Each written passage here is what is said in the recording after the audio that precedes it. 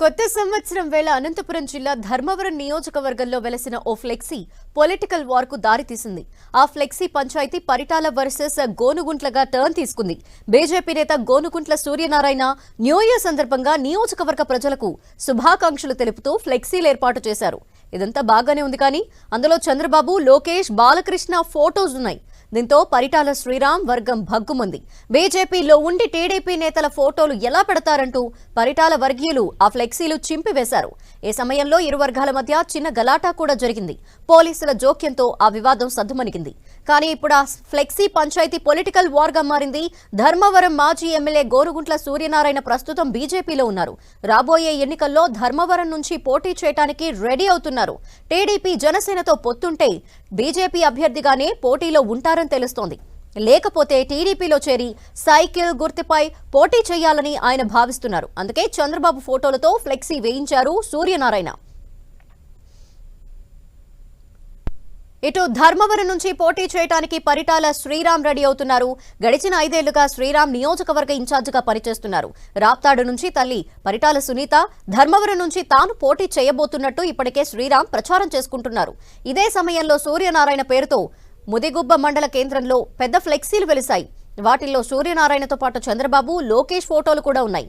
ఫ్లెక్సీలను చూడగానే మండిపోయిన శ్రీరామ్ మద్దతుదారులు వాటిని చింపివేశారు. దాంతో 2 వర్గాల మధ్య పెద్ద ఘర్షణైంది. అయితే ధర్మవరం టీడీపీ శ్రేణులకు మాజీ ఎమ్మెల్యే గోనుగుంట్ల సూర్యనారాయణ క్షమాపణలు చెప్పాలని పరిటాల శ్రీరామ్ డిమాండ్ చేస్తున్నారు. గత ఎన్నికల్లో సూర్యనారాయణ ఓటమి చెందగానే టీడీపీని వదిలి వెళ్లటమే కాక ఎమ్మెల్యే కేతిరెడ్డి వెంకట్రామిరెడ్డికి కప్పం చెల్లించాడని ఆరోపించారు. ధర్మవరంలో గోనుగుంట్ల ఎమ్మెల్యేగా ఉన్న సమయంలోనే అక్రమార్జన ప్రారంభమైందని ధ్వజమెత్తారు. పరిటాల కుటుంబమే పార్టీకి, కార్యకర్తలకు అండగా నిలిచింది అన్నారు. ఎక్సెట్రా ఎక్సెట్రా నువ్వు చెప్పుకుంటూ వస్తున్నావు.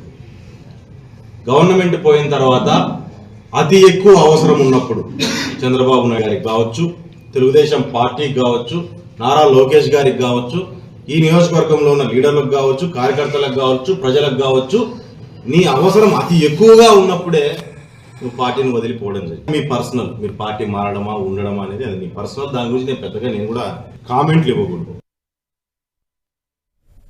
సూర్యనారాయణ కూడా పరిటాల శ్రీరాంపై విమర్శలు గుప్పించారు. భూ ఆక్రమణలను బయటపెట్టి తీరుతామన్నారు. కార్యకర్తలను మోసం చేసి పరిటాల ఒక్కరే డెవలప్ అయ్యారని ఆరోపించారు మాజీ ఎమ్మెల్యే సూర్యనారాయణ. అంతమందికి అన్ని వేల మంది ఫ్లాట్లు అమ్ముతా ఉంటే మా దగ్గర ఏమీ లేదని చెప్తున్నారు. ఏ విధంగా ఉంది ఒకసారి ఆలోచించండి. అంటే ఎంఆర్ఓ ఆఫీస్ రికార్డు లేకుండా భూమి అమ్ముతున్నా అంటే గవర్నమెంట్ భూమే, ప్రైవేట్ భూమే, లేకపోతే వంకపరం భూమే, ఏదైనా కూడా లేని పరిస్థితి అయిపోయింది. ఎంతో మంది చేనేతలను పూర్తిగా వికారం చేసిన పరిస్థితి ప్రస్తుత శాసనసభ్యుడికే దక్కింది. అది మీ అందరికీ కూడా తెలుసు, చెప్పే పని లేదు. ఎంతమంది కోర్టులో పోగొట్టుకొని ఇంట్లో కార్డు సాధించి కోర్టులో పోగొట్టుకుని బజార్లో పడే పరిస్థితి వచ్చింది. కేవలం ఆయన మాత్రం డెవలప్మెంట్ అయ్యాడు, అంతేగాని ఎవ్వరు కూడా కాలేదు.